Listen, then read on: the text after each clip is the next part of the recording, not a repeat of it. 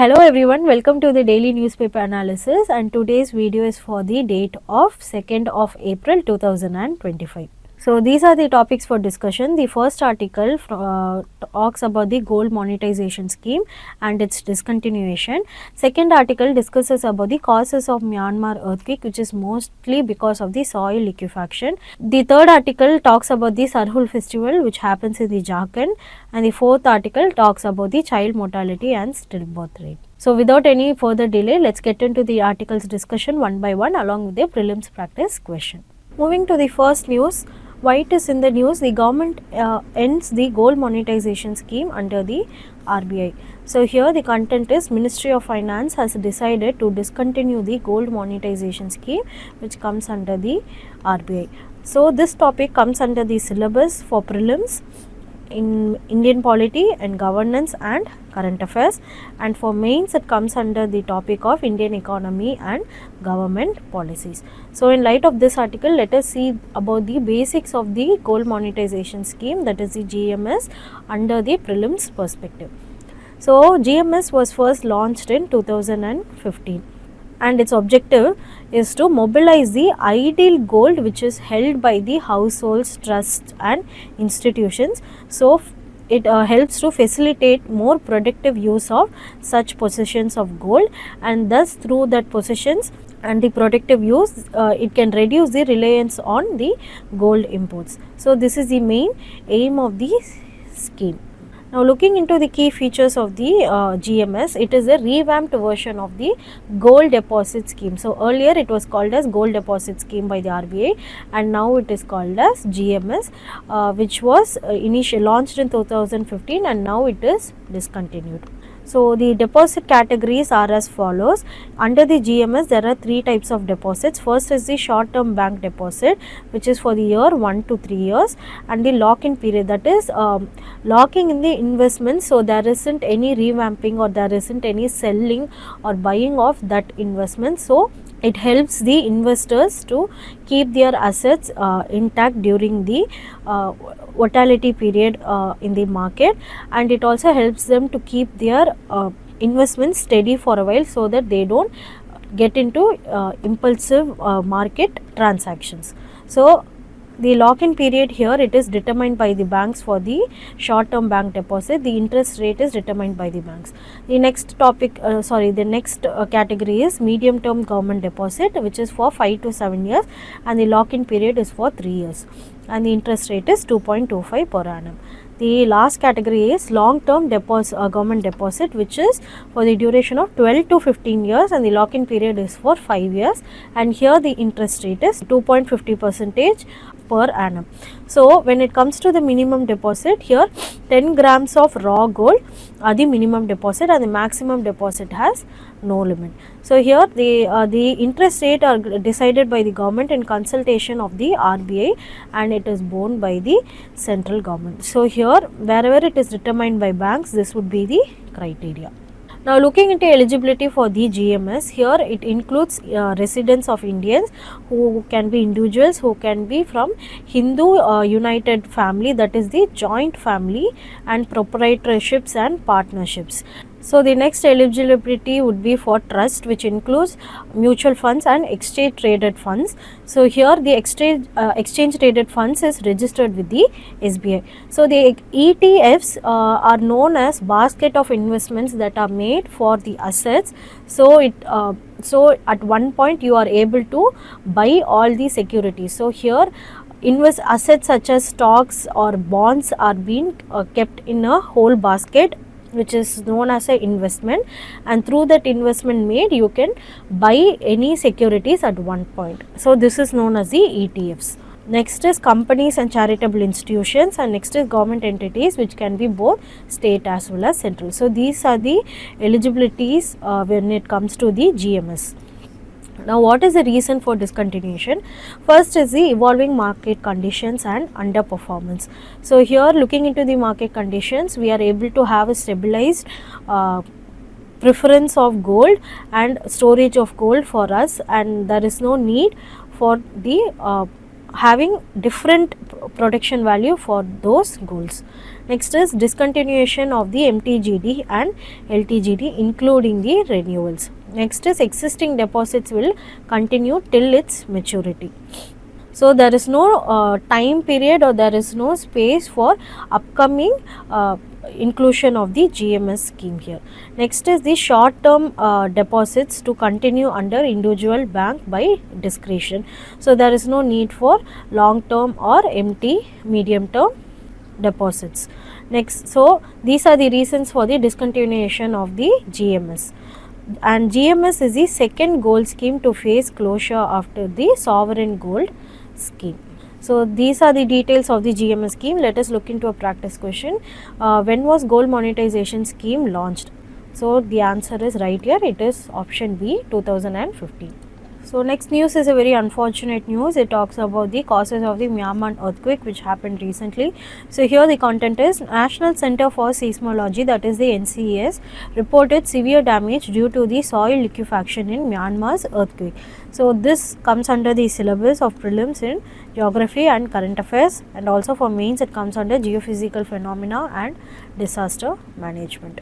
So here first we should have a understanding what is an earthquake. So the definition is it is a sudden shaking of the earth's surface due to energy release in the crust. So here the key terms related to earthquake is focus, which is the hypocenter. Here the point within the earth where an earthquake starts is known as the focus, and the epicenter, the surface point directly above the focus, is known as the epicenter. So here looking into the Myanmar earthquake, the epicenter was Mandalay of Myanmar, a city in Myanmar, and the cause is the Sagaing fault movement. So Sagaing is a city, it is also a city in Myanmar. So looking into the Sagaing fault, which is the main cause, it is located 1200 km east of the Indo-Burma subduction zone. So here the partitioning plates are the Myanmar plate and the Sunda plate. So it to the east of the Sagaing fault is the Sunda plate, and the type is the strike slip fault, which is the cause of the earthquake. So here the plates would be horizontally slipped like this in horizontal way. This is known as the strike slip fault. So here the Indian plate and the Sunda plate move horizontally, so the movement caused by horizontal movement releasing the seismic energy. So this is the main cause. So looking into the major causes of the damage, first is the resonance effect. So here when the natural frequency of building it matches along with the earthquake waves, the vibrations would increase or amplify, thus it causes destruction. And next is the soil liquefaction. So here the loose wet soil behaves like liquid during shaking. So we all know the properties of liquid, it will be very flowy in nature, and the consequences would be the roads, buildings and bridges sink, tilt or collapse. And the regions affected would be the areas near the rivers, coasts and sandy terrains. So this can be taken as the example of liquefaction. So this would be before liquefaction, and during liquefaction here we can see the tilting of the buildings near the rivers and coasts. So here you can see how the loose wet soil behaves like the liquid, and after liquefaction here it would be the sinking of those buildings and bridges. So here why Bangkok was affected, the distance was over 1000 km from the epicenter. So here the reason is the rupture direction was towards Bangkok, thus causing strong shaking. So we all know it is the above from the focus. So these are the reasons why it got affected. Now looking into the role of the National Center for Seismology, here the NCS, it is the nodal agency under the Ministry of Earth Sciences. So here it monitors seismic activity with 166 stations across our country, India. So here the focus area is to earthquake monitoring, giving in early warning systems and looking into the seismic research. So these are the basics when it comes to the causes of the earthquake in Myanmar. So let us see a prelims practice question. What is soil liquefaction? So the options are earth surface cracking due to heat, loose wet soil behaving like liquid due to seismic shaking, formation of underground lava pockets, And next is increase in ground temperature after an earthquake. So the right answer is option B, loose wet soil behaving like liquid due to seismic shaking. So the next news brings in the celebration of the tribal festival Sarhul, which links to communities, history and politics. So here Sarhul literally means worship of the sal trees, is among the most revered Adivasi festivals, and it is rooted in nature worshipping, and it celebrates the symbolic union of the sun and the earth. So here Adivasis in Jharkhand and the larger Chota Nagpur region will welcome the new year and the spring season through the Sarhul festival, which happened on the Tuesday. So this topic comes under the syllabus of prelims for social geography of India, and for mains it comes under GS1, salient features of Indian society and diversity of India. So let us see the basics for the Sarhul festival and what it contains. So first, it symbolizes new year and new spring, and it comes under the Sarna faith. So it is a indigenous religion followed by the Munda people mostly. So here it is worshipping of the nature, water, forest and land. So here Sarhul can be divided into two parts. Sar means sal trees and Hul means being collective in nature. So according to the Nagpuri language, Sarhul can be known as the worshipping of the sal trees. So here the meaning is worshipping of the sal trees for the tribal community. So here the abode of the Sarna Ma, that is the sal trees are abode and are considered the dwelling place of the village deity. So here Sarhul festival is basically the union and the celebration of the sun and the earth. So here it contains Pahan, who are known as the priest, the sun, and the Pahan, his wife, that is the earth, would be coming together in the sowing season, and it begins after the rituals. So this is the ultimate meaning of the Sarhul festival. So looking into the tribes and sacred sites, these tribes celebrating the Sarhul include Oran, Munda, Santal, Kadia and Ho. So according to the Nagpuri language is mainly used by Oran and Munda tribe communities, and even in Mundari language, here Sarna is known as sal tree. So here this language is also used by Munda people mostly. So here the sacred groups for worship is known as Sarna's Tals, and for the sacred sites there are Sarna flags being used, which is red and white in color, and they are triangular flags which are used for decorations during the festivity. So it is a 3-day celebration. So first day would be including fasting by the Pahan, fetching water, cleaning the homes and collecting the sal flowers. Day 2 would be the main ritual. So here it contains sacrifice of a rooster and offering sal for flowers to the deity, that is the Sarna deity. Next is having holy water being sprinkled for the prosperity. It also includes tribal dances such as Jadur, Jana and Porjadur, and it also includes fishing and crab catching for the feast for the festival. So this is the rituals when it comes to the day 2, and in day 3 there is grand feast with the handia, that is the rice beer and other food delicacies. So here with the Pahan's blessing, that is the priest's blessing, the village prayers, the 3-day celebration comes to an end. So looking into the evolution and the global influence of this festival, having a historical shift from being a hunting and gathering tradition, it changed to a agriculture based festival, thus having its importance and evolution.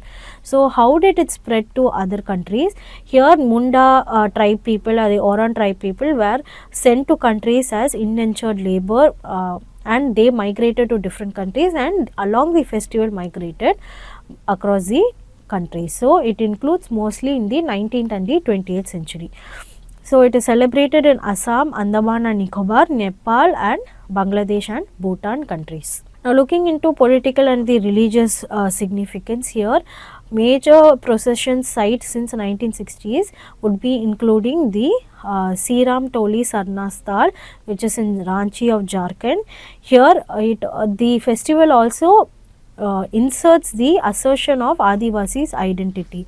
So here one of the Adivasi main Adivasi leader of the 1960s, he started the procession who is known as Baba Kartik Oran. So here through the practicing of the festivity, it also became more important political and a religion identity.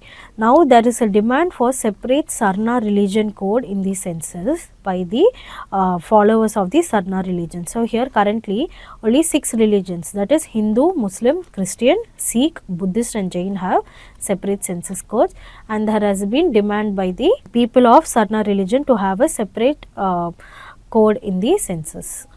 So these are the basics about the Sarhul festival, and let us look into the prelims practice question. Sarhul festival is primarily celebrated in which state, and the answer is Jharkhand. Now look into the last news. The UN applauds the India's effort in mitigating childhood mortality and stillbirth rate. So here the United Nations Interagency Group for Child Mortality Estimation, that is the UNIGME, report stated that there has been significant achievement which has been highlighted in the reduction of the childhood mortality and stillbirth in India. So here India is among the top performer countries with reduction in mortality and stillbirth rates. As per the report in the 2024, between 2000 and 2023, India has achieved a 70% decline in under 5 mortality rate and 61% decline in the neonatal mortality rate. So looking into this great achievement, we should know the content of the article. So here, according to the report name, that is the Levels and Trends in Child Mortality report through the UNIGME, the report has been released and it covers 195 countries.